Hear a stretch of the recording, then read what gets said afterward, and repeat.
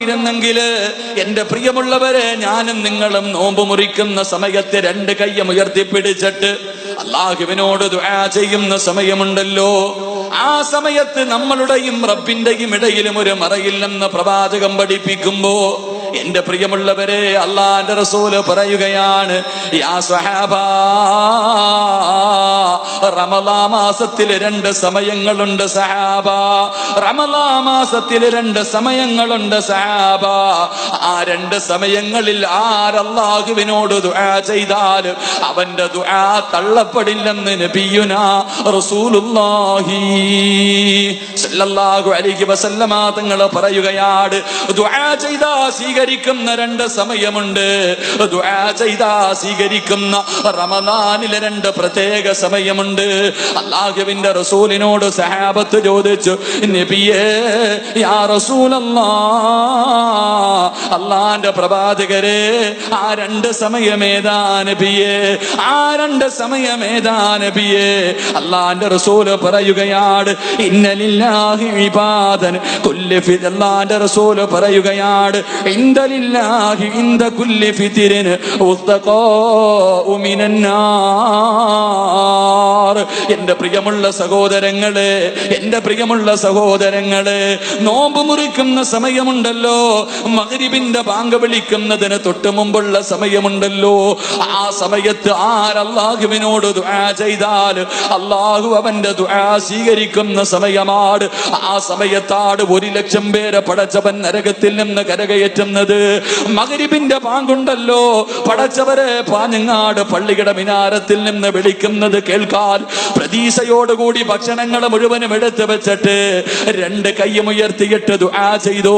ആ മഗ്രിബിന്റെ ബാങ്ക് വിളിക്കുന്ന സമയത്ത് 1,00,000 പേരെയാണ് പടച്ചവൻ നരകത്തിൽ നിന്ന് കരകയറ്റുന്നത്.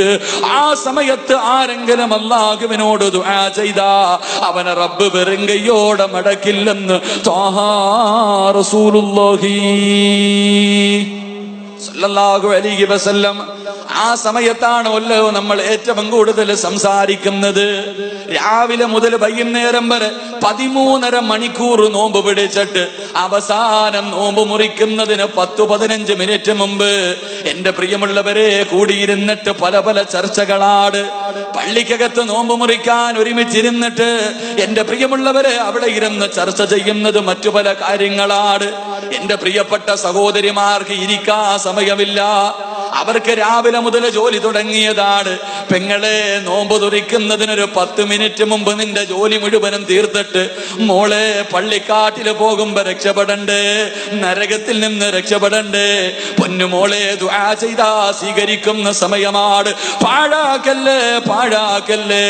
അല്ലാഹുവിന്റെ റസൂല് പറയുന്നു, റമളാനിലെ രണ്ടാമത്തെ സമയമേതെന്നറിയുമോ? അല്ലാഹുവിന്റെ റസൂല് പറയുകയാ, വബിൽ അസ്ഗാരിഹിം യസ്തഗ്ഫിറൂൻ. രണ്ടാമത്തെ സമയം ഒന്നാം ആകാശത്തിൽ പടച്ചവൻ വന്നിരിക്കുകയാ. ഒന്നാം ആകാശത്തിൽ അല്ലാഹു വന്നിരുന്നിട്ട് ഭൂമിയിലേക്ക് നോക്കുകയാണ്. ആരാ എന്നോട് ചോദിക്കുന്നത്? ആരാ എന്നോട് ചോദിക്കുന്നത്?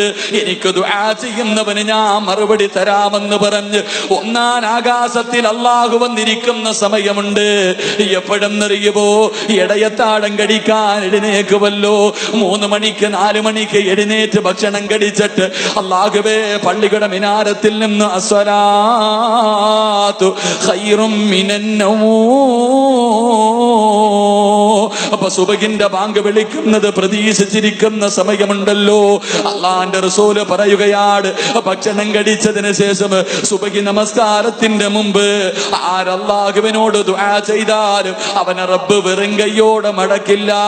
അവൻ ചോദിച്ച കാര്യം അല്ലാഹു കൊടുക്കുമെന്ന് നബിയുനാ റസൂലുള്ളാഹി സല്ലല്ലാഹു അലൈഹി വസല്ലം. ഇടയത്താഴം കഴിച്ചിട്ട്, ഇടയത്താഴം ഇവിടെ അതിന് വേറെന്തോ പേരില്ല പറയണ, അത്താഴം. അപ്പൊ ഈ മുത്താഴം എന്ത് പറയത്തില്ല?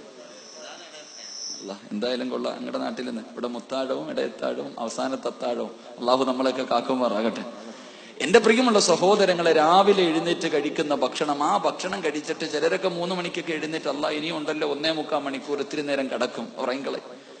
എന്റെ പ്രിയമുള്ളവരെ, അല്ലാഹുവിന്റെ റസൂല് പറയുന്നു, സുബഹിന്റെ ബാങ്ക് വിളിക്കുന്നതിന് മുമ്പുള്ള സമയം ദുആ ചെയ്താൽ അള്ളാഹു ഒന്നാം ആകാശത്തിൽ വന്നിരുന്നിട്ട് ചോദിക്കുമത്രേ. ആരാ ചോദിക്കുന്നത്?